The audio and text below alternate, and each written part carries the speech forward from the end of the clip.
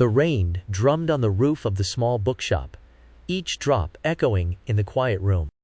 Lyra, a wisp of a girl with eyes as bright as the worn leather spines of her beloved books, perched precariously on a rickety ladder, reaching for a dusty tome. "What's that?" A gruff voice startled her. She nearly tumbled down the ladder, scrambling to regain her balance.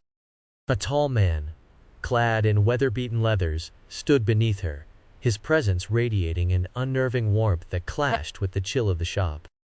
His amber eyes, the color of sun-baked amber, met hers, sending a strange tingling sensation up her spine. "Oh, it's just a book," Lyra stammered, her face flushing. "A rare first edition of the Chronicles of the Fallen Stars, actually." The man grunted, his gaze flicking to the title. "Those old tales are nothing more than bedtime stories," he said, his voice a low rumble that vibrated the floor. Lyra bristled. "These tales are about a time before time, when the world was young and magic still danced in the wind," she said, carefully taking the book down. "And while they might not be true, as you say, they are certainly not bedtime stories." He raised an eyebrow. "Then what are they?" "They are tales that teach us about courage, about facing our fears, about the power of the human spirit," she replied, her eyes burning with an intensity that startled him. He let out a soft whistle. "Spirited, are you? Like a trapped bird yearning for freedom." Lyra blushed again, her gaze falling to her own hands. "Perhaps," she mumbled. Suddenly, the air in the shop grew colder. The candles flickered, casting long, dancing shadows on the walls. A soft hum, like the low thrum of a distant loom, began to vibrate through the floorboards. "What is that?" Lyra asked, a sense of foreboding washing over her. The man's eyes narrowed. "Something important." A large, ornate clock stood in the corner of the bookshop, its hands frozen mid-tick. It was more than a clock. It was a mechanism of impossible beauty, a labyrinth of brass gears and glistening copper cogs, all working in intricate harmony. Suddenly, the clock began to chime, a melancholic melody that seemed to echo Lyra's own emotions. The man, whose name was Atlas, moved closer, his gaze fixed on the clock. "It's calling to me," he said, his voice tight with urgency. The chimes stopped abruptly, replaced by a rhythmic whirring sound. A small, circular panel on the clock's face opened, revealing a slot the size of a coin. "There," Atlas whispered, pointing to the slot. "The key." Lyra, still reeling from the shock, took a step back. "The key? What does it open?" Atlas ignored her, pulling a tarnished silver key from his pocket. It was intricately crafted, resembling a delicate clockwork heart. The metal seemed to radiate a faint warmth, pulsing with an internal energy. "This is the key to the Clockwork Heart," he explained, placing the key in the slot. A click and a resounding groan echoed throughout the bookshop as the clock's gears started to turn with a ferocious, metallic clink. "The Clockwork Heart. What does it do?" Lyra asked, fear gnawing at her heart.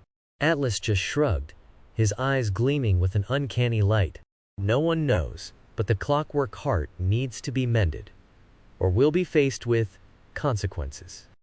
His cryptic reply left Lyra with more questions than answers, but she knew she couldn't stand there and watch.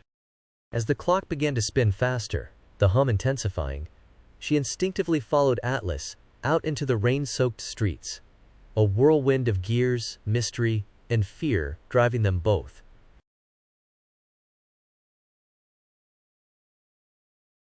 The city was a maze of winding alleyways and imposing structures, all of them veiled in a cloak of mist and a sense of ominous stillness.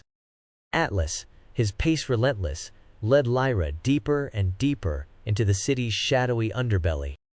"The Clockwork Heart is linked to time itself," he said, his voice almost a whisper against the din of the city. "Its rhythm is a pulse, beating within the fabric of our reality. When it falters, time breaks." Lyra stared at him in disbelief. "You're telling me we're traveling back in time?" Atlas shook his head. "No, but the consequences of the heart failing are like a crack in time. And the only way to mend it is by reaching into the memories of those who built it, the Clockwork Mages." The city became their labyrinth, a journey into the past, but not through physical movement. It felt like stepping into the memories themselves. Each street, each building, pulsing with the ghosts of stories yet untold.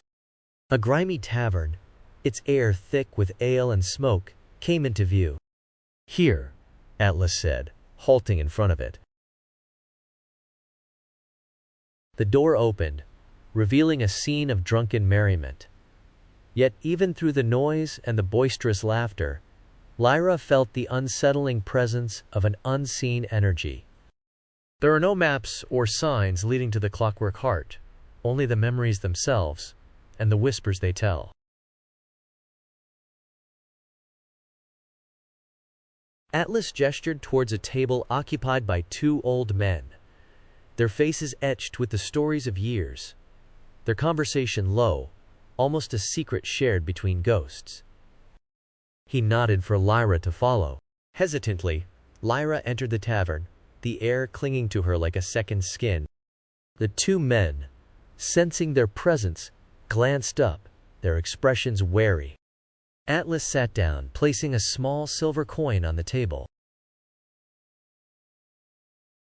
"We seek information, gentlemen," Atlas said, his voice a rumbling echo against the din of the tavern.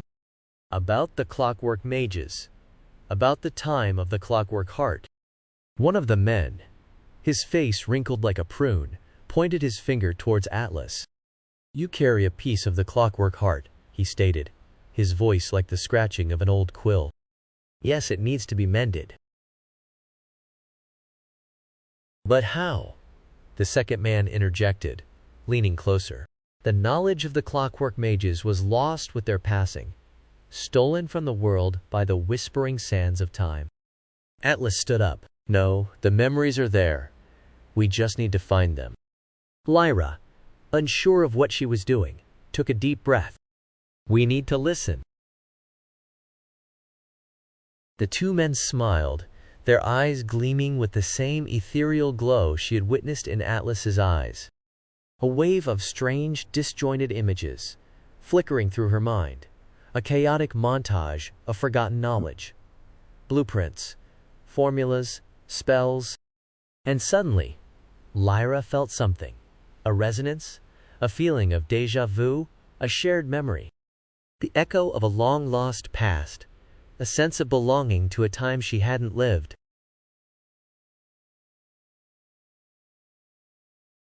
Guided by the echo of that memory, Lyra and Atlas found themselves in a decaying clock tower, a place whispered to be haunted by the restless spirits of the Clockwork Mages.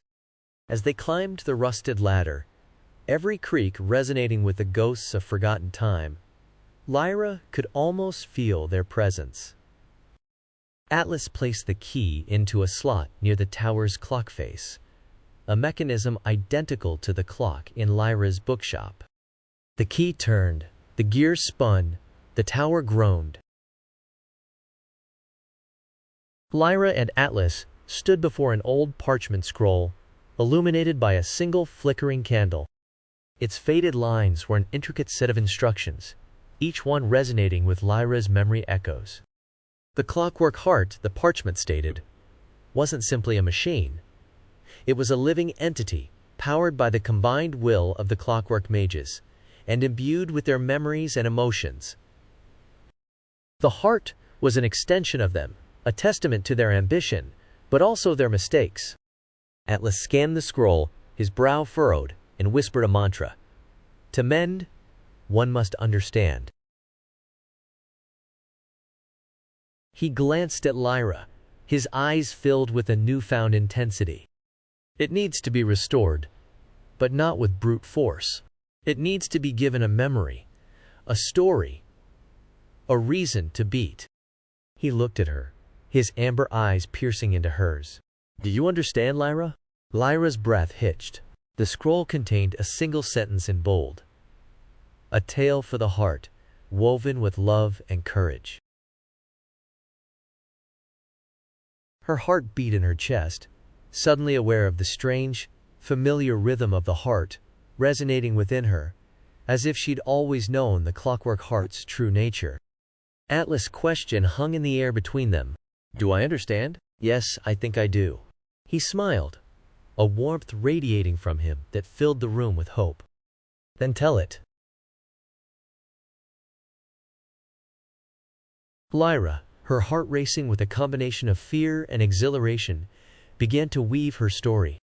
She spoke of love lost and found, of courage in the face of fear, of a world on the brink of chaos, a world that needed hope, needed something to believe in. With every word she spoke, she felt the echoes of the past, the warmth of the Clockwork Mages surrounding her, their collective energy radiating from the heart itself. Their memories, interwoven with her own emotions, began to mend the heart, stitch by stitch. Atlas, his gaze fixed on the clockwork contraption before them, listened with an intense attentiveness. The heart's hum, once a foreboding rattle, began to harmonize with Lyra's voice, her words finding resonance in its very core. Finally, the clock began to chime, not with the melancholic notes from earlier, but with a cheerful, rhythmic melody that pulsed through the tower. A rhythm of hope, of love, of courage, pulsing through the very heart of the city. Atlas turned towards Lyra, a look of awe reflected in his eyes. You did it, Lyra. He gently touched her hand, sending a current of warmth throughout her body.